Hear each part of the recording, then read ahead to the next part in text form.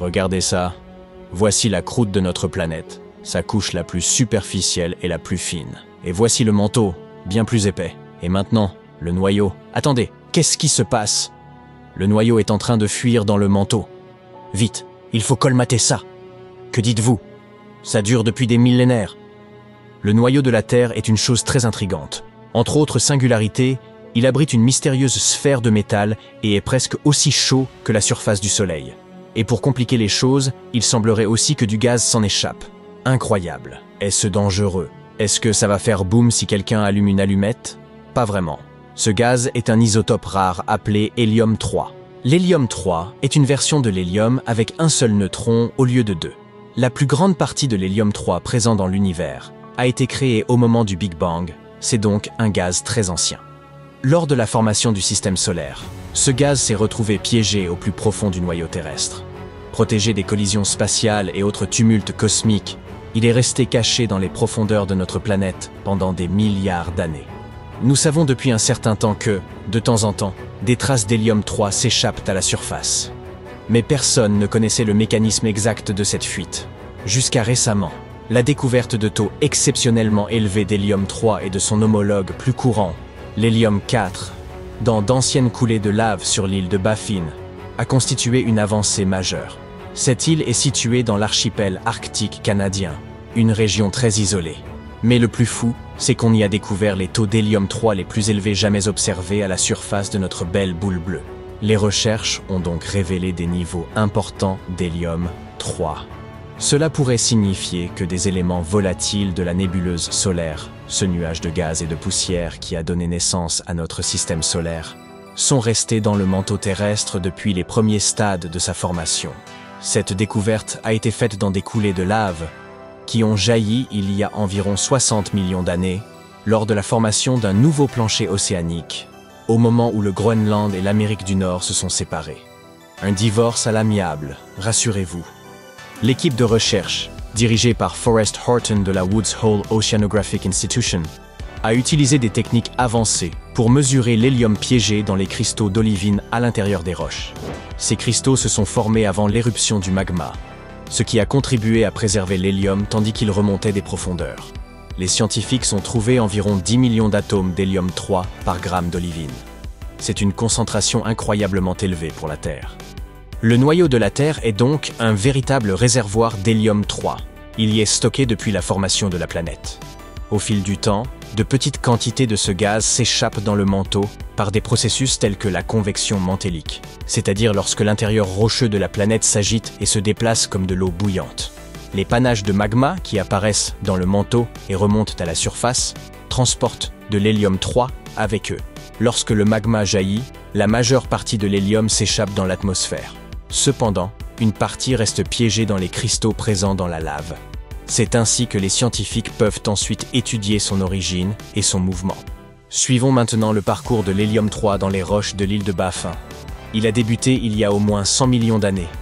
Les panaches du manteau qui transportaient ce gaz ont probablement mis des dizaines de millions d'années à atteindre la surface. Cela signifie donc que l'hélium-3 s'échappe du noyau de la Terre depuis des millénaires, et que notre planète s'est très probablement formée dans une nébuleuse solaire contenant de l'hélium-3 et d'autres gaz rares. L'île de Baffin est un endroit idéal pour étudier les profondeurs de la Terre. Ces roches volcaniques sont les vestiges d'anciennes coulées de lave qui ont jailli lorsque l'Atlantique Nord a commencé à s'ouvrir. Les chercheurs se sont rendus en hélicoptère sur cette île isolée qui abrite d'imposantes falaises, des icebergs et même des ours polaires. Des organisations locales ont aidé l'équipe à accéder à la zone et ont assuré leur sécurité pendant l'expédition. La découverte de fuites d'hélium-3 provenant du noyau soulève également des questions sur les autres éléments qui pourraient être stockés dans les profondeurs de la Terre.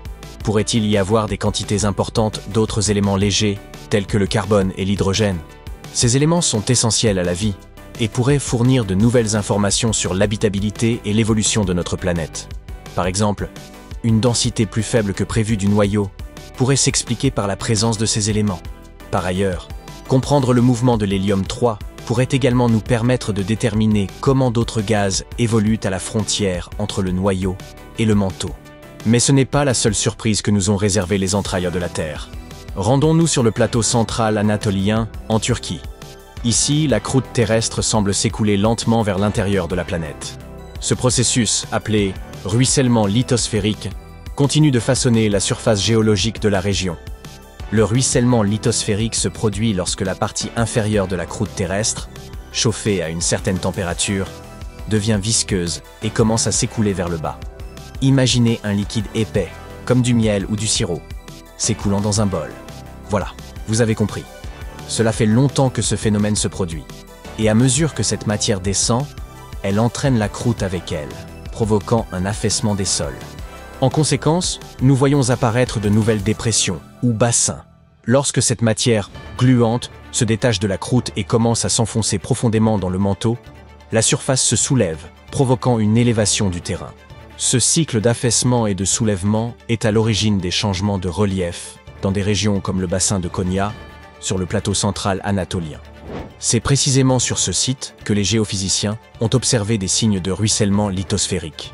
L'équipe de recherche, dirigée par Julia Andersen de l'Université de Toronto, a d'abord remarqué des motifs inhabituels dans les données satellitaires, notamment une forme circulaire dans la région où le sol s'enfonçait.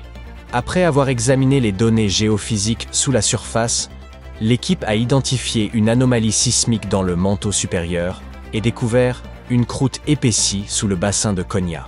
Tout cela indique la présence d'une matière dense, probablement le résultat du ruissellement lithosphérique.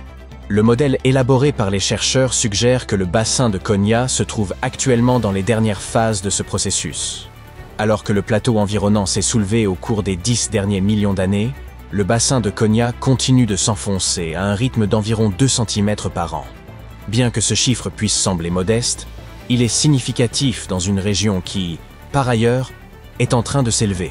Des études antérieures ont montré que ce plateau s'est élevé d'environ 1 km au cours des 10 derniers millions d'années. Cela s'est probablement produit en raison du ruissellement lithosphérique. Cependant, la découverte du bassin de Konya révèle que ce processus n'est pas ponctuel, mais qu'il peut se produire plusieurs fois dans différentes régions. Le ruissellement initial qui a formé le plateau central a probablement provoqué des événements secondaires qui ont, eux, conduit à la formation du bassin de Konya. Pour valider leur modèle, les chercheurs ont mené une expérience en laboratoire. Ils ont simulé le processus de ruissellement lithosphérique. Ils ont pris un réservoir rempli d'un polymère de silicone très visqueux, qui a servi de substitut au manteau inférieur de la Terre. Ils ont aussi utilisé un mélange d'argile à modeler pour le manteau supérieur, ainsi que des sphères de céramique et du sable de silice pour simuler la croûte. Une graine haute dense a été insérée dans la couche supérieure du manteau pour amorcer le ruissellement. Au cours des jours suivants, les chercheurs ont observé que l'écoulement s'effectuait lentement. Au bout de 10 heures, il avait déjà commencé. Et au bout de 50 heures, un écoulement secondaire s'était amorcé.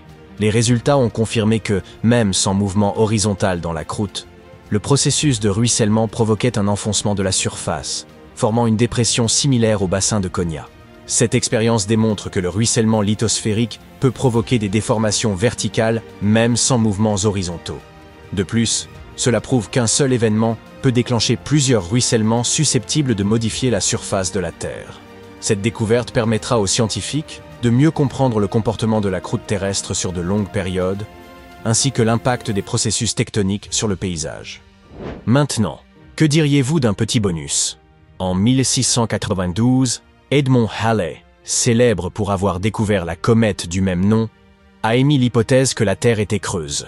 Il a imaginé des couches sous la croûte, 2 coquilles concentriques et un noyau de la taille de Mercure, le tout flottant dans un gaz incandescent. Il est même allé plus loin en spéculant que ces couches internes pouvaient être habitées. Cette idée folle a inspiré le célèbre roman de Jules Verne, Voyage au centre de la Terre. Et oui,